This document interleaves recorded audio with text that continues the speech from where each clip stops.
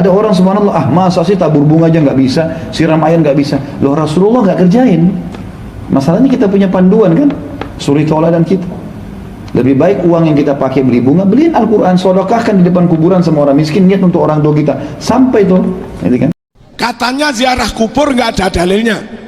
Katanya ke kuburan bawa daun-daun yang segar, kembang, nggak ada dalil. Ini Mas, Bukhari 209 dan 216. Kana fil madinati haid fihi qabron fa'atahuma Rasulullah sallallahu alaihi wasallam fasami'a sawta insanaini yu'adzaban qal wa ma yu'adzabani fi kabir kana ahaduma la yastabri min baulih wa kana al-akhar yamshi bin namimah thumma amara bi jaridatin ratbah fasaqqaha nisfain fawada'a ala kulli qabrin wahidah.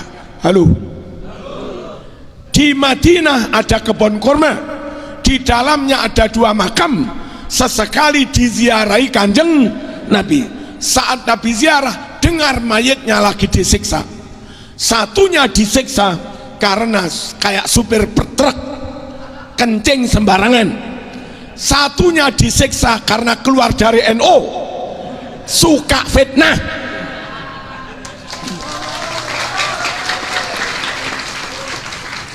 Yamsi bin namimah, suka mengadu domba. Lalu Nabi perintahkan sahabat, tuh ambilkan pelepah kurma, potong itu pelepah kurma yang masih segar, berikan Nabi. Oleh Nabi dibelah jadi 2, taruh di atas makam sambil berdoa la'allahu an yukhaffif anhuma malam yaibasa. Bukhari pakai an, Muslim tanpa an, la'allahu yukhaffif anhuma malam yaibasa. Memang la'ala khobarnya boleh an, boleh tanpa an. Allahumma shalli ala sayyidina Muhammad. Moga-moga Allah meringankan azab mayit ini, asal daun ini belum kering. Assalamualaikum warahmatullahi wabarakatuh. Waalaikumsalam. Buya punten, saya pernah membaca suatu hadis, katanya ada bahwa penaruhan bunga di atas kubur itu dapat menyejukkan si ahli kubur. Jadi pernah Apa Nabi itu? Muhammad, penaruhan bunga di atas itu apa? Di atas kubur itu dapat menyejukkan si ahli kubur. Dapat menyejukkan si ahli kubur itu bagaimana kefasihan hadis itu ya?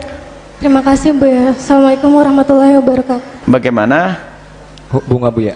Menaburkan Bu ya, apakah dapat menabur bunga? Tidak ada hadis tentang bunga, yang ada adalah tentang pelepah kurma. Ceritanya Nabi pernah melewati kubur, menangis.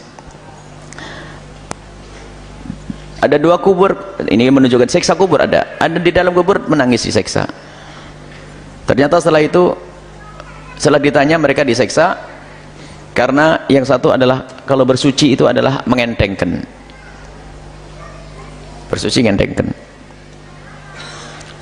Yang kedua adalah suka menggunjing, suka ngadu domba. Kemudian setelah itu oleh Rasulullah SAW dipotahkan pelepah kurma, ditancapkan di situ, dan Nabi mengatakan bahasanya ini akan memohonkan ampun kepada yang ada di dalamnya sampai ini adalah mengering. Sehingga disunahkan kita untuk menancapkan sesuatu bebasahan pelepah kurma. Jika ada pelepah kurma, kalau tidak ya pelepah pohon kelapa atau apa saja, ini yang disunahkan. Kemudian apakah bunga itu disunahkan? Bunga adalah sesuatu yang basah. Kalau seandainya kita menebar bunga, tentunya bukan seperti keyakinan sebagian orang. Tidak ada hubungannya dengan Hindu Buddha seharusnya. Kalau punya keyakinan lain tidak boleh. Bunga adalah bunga sesuatu yang basah. Bahkan termasuk para ulama memahami bahwasanya pelepah kurma selagi basah itu akan memohonkan ampun, maka makruh mencabut rerumputan yang ada di atas kubur itu sendiri. Kalau harus dirapikan, tidak usah dicabut, dibersihkan. Maksudnya dibersihkan, ya, malah makruh itu semuanya. Karena semuanya itu akan memohonkan ampun kepada yang ada di dalam kubur. Pelepah kurma, Nabi menyebutkan pelepah kurma saja mendoakan orang meninggal berguna, apalagi orang yang hidup. Masa kita tidak boleh lagi doa di kuburan, kan kacau lagi nanti. Ini balik lagi bab di sana. Jadi pelepah kurma. Adapun bunga, kalau niatnya adalah kita untuk seperti yang dilakukan Nabi itu, bahwasanya ini adalah selagi basah akan mohonkan ampun. Sebab basahan, apakah bunga, pohon pisang, bukan tikar diangkat, jangan dimasukkan ke kubur. Tikar itu bukan kendi sama telur dan degan buat saya itu. Nah ini nanti kalau saya habis nalkinnya itu, habis haus kasih degan. Ada benda jauh, kita berjalan jauh, Masya Allah, lupa dikasih air, degannya ditinggalin, buat saya aja mestinya itu. Apalagi telur didadar nanti buat anak santri kalau banyak 2 kintal gitu ya. Nggak usah yang demikian ya, nggak usah meninggalkan makan di situ. Kalau ada kendi nggak usah ditinggal di sini. Kendinya itu kendi kecil buat minum, bukan ditinggal. Nggak usah yang demikian itu. Memang kalau naik mau minum ke kubur yang meninggal dunia, nggak ada itu semua.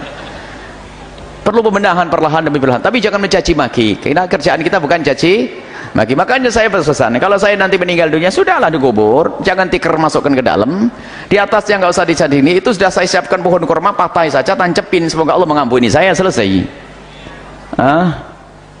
Nggak usah dibuatkan kubah, nggak usah dibuatkan kubah, biar nanti, karena pondok nanti bakal ramai, mungkin di atasnya dibuat bangunan nanti atau bagaimana. Semoga panjang umur semuanya, dan tidak usah bangunannya yang mewah-mewah, tidak, karena buat bangun pondok saja daripada buat kuburan yang mewah, karena pondoknya yang perlu banyak itu. Baik, jadi kalau bunga-bunga adalah bukan niat mengikuti orang Hindu Buddha, akan tapi segala bebasahan boleh kita letakkan di atas kubur, karena selagi bebasahan itu basah, maka tidak akan apa-apa itu akan mohonkan ampun kepada Allah Subhanahu wa taala. Yang dibaca pada saat ziarah, bagaimana dengan kebiasaan menabur bunga dan penyiraman air di kuburan? Ya. Tentu saja kalau yang kita lihat dari hadis Nabi SAW, beliau sering berziarahi Baqi di hari Senin dan Kamis, kuburan para sahabat. Nabi SAW datang dan Nabi mengucapkan salam kepada mereka. Di antara doanya adalah Assalamualaikum dara qaumin mu'minin, keselamatan bagi kalian wahai penghuni tempat orang-orang beriman. Dalam satu riwayat dikatakan antumus sabiqun nahnu insyaallah bikum lahiqun, kalian telah mendahului kami dan kami akan menyusul kalian. Ghafarallahu mustaqdimina minkum wal mustakhirina minna, semoga Allah memaafkan orang-orang yang terdahulu di antara kalian dan orang yang menyusul di antara kami, gitu kan. Maka ini doa, dan Nabi SAW sering mendoakan mereka. Allahumma ighfir lahum warhamhum wa'afihim wa'fu anhum, maafin mereka ya Allah, rahmati mereka ya Allah, gitu kan, dan berikanlah kepada mereka keselamatan dan seterusnya. Kita boleh berdoa, itu doa yang saya tahu, ya, ziarah kubur. Kalau masalah menyiram dengan air, menabur bunga, belum pernah ada riwayat ini, tidak pernah ada riwayat masalah ini. Jadi ada hubungannya antara air yang disiram di kuburan dengan selamatnya orang itu nanti dari siksa kubur, nggak ada hubungannya sama sekali. Sama dengan orang berlebihan memasang marmer, pakai pagar, pakai kelambu. Ada hadis Nabi SAW mengatakan kepada Ali bin Abi Thalib, wahai Ali, saya wasiatkan kepadamu jangan kau temui kuburan di muka bumi kecuali kau samaratakan dengan tanah. Jadi seperti taman makam pahlawan itu sebenarnya kuburan ideal, dirata sama tanah, cuma kotak saja begitu. Itu memang seperti itu sunnahnya Nabi SAW semestinya. Kalau kita kan luar biasa besar bangunan segala macam. Ada riwayat lain yang kata Nabi SAW, hai Ali, jangan kamu biarkan bangunan kuburan tinggi, dan jangan kamu warnahi atau dikapuri, dan jangan ditulisi. Larangannya memang begitu. Kalau kita kan tulis tahun wafatnya, tanggal wafat segala macam. Ini lama-lama kalau dibiarkan tulis juga tanggal lahirnya nanti. Dihindari saja. Yang penting adalah kita tahu orang tua kita sudah meninggal, kita doakan. Perbanyak amal soleh Bapak Ibu sekalian, perbanyak amal soleh. Siapa pada masjid lagi dibangun, sedekahkan atas namanya dia. Biar tidak disebutin, Allah sudah tahu. Dalam hati kita niat, beli Al-Quran taruh di masjid, niat untuk orang tua kita yang sudah meninggal. Ada kesempatan haji umroh, kita haji dan umrohkan buat mereka, gitu kan. Ada ilmu yang bermanfaat yang mereka pernah sampaikan, kita sebarkan ilmu itu. Sebagaimana sabda Nabi SAW, kalau anak Adam meninggal dunia terputus sumber pahalanya kecuali dari 3, gitu kan. Ilmu yang bermanfaat, sedekah jariyah, bangunan atau sebuah fasilitas yang dipakai terus kayak masjid, rumah anak yatim, jalanan, jembatan, sumur segala macam ini.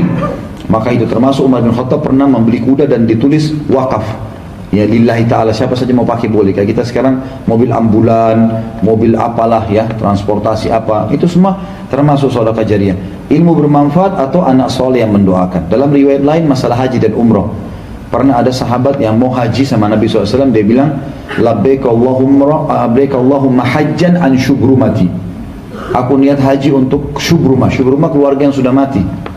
Kata Nabi, hajjta an nafsik, kau pernah haji buat dirimu? Dia bilang belum ya Rasulullah. Kata Nabi, huj an nafsik thumma huj an syubrumati, haji dulu buat dirimu baru haji buat kerabatmu yang sudah meninggal. Berarti boleh kita kerjakan. Nah, batasi diri kita di amal-amal ini yang pernah Nabi perintahin, cukup untuk itu, gitu kan. Allahu a'lam, yang kita tahu. Jadi yang menaburi bunga ini betul tidak pernah ada contoh. Maka lebih amannya seorang muslim masuk ke zona yang aman. Kalau meja ini kita bagi dua Bapak Ibu sekalian, zona aman dalam ibadah yang ada perintahnya, ada contohnya, aman. Bapak Ibu ada contoh kerjaan, tidak ada kita tinggalkan. Zona yang tidak aman adalah zona yang menebak-nebak. Oh ini kan baik, yang penting baik, bisa diterima bisa enggak loh. Jadi nebak-nebak. Kenapa kita masuk ke zona ini, buang-buang waktu dan umur kita dan uang kita gitu, untuk apa? Tapi sekali lagi, kalau tetap ada yang mau buat silahkan saja, gitu kan. Sebab kadang-kadang kalau kita tidak ucapin kalimat yang terakhir ini, nanti dikira kita larang-larang segala macam. Sudah disampaikan, cerna, kalau masuk akal terima, enggak ya enggak masalah. Ya, orang yang mau terima silakan, tidak mau terima ya. Allah mengatakan faman syaa'a falyu'min wa man syaa'a falyakfur. Yang mau beriman silakan, yang tidak mau, yang mau kufuri silakan. Ya, kan? Karena kalau ada orang subhanallah, masa sih tabur bunga aja nggak bisa, siram air nggak bisa. Loh Rasulullah nggak kerjain. Masalahnya kita punya panduan kan, suri tauladan kita. Lebih baik uang yang kita pakai beli bunga, beliin Al-Quran, sedekahkan di depan kuburan sama orang miskin, niat untuk orang tua kita. Sampai tuh, gitu kan.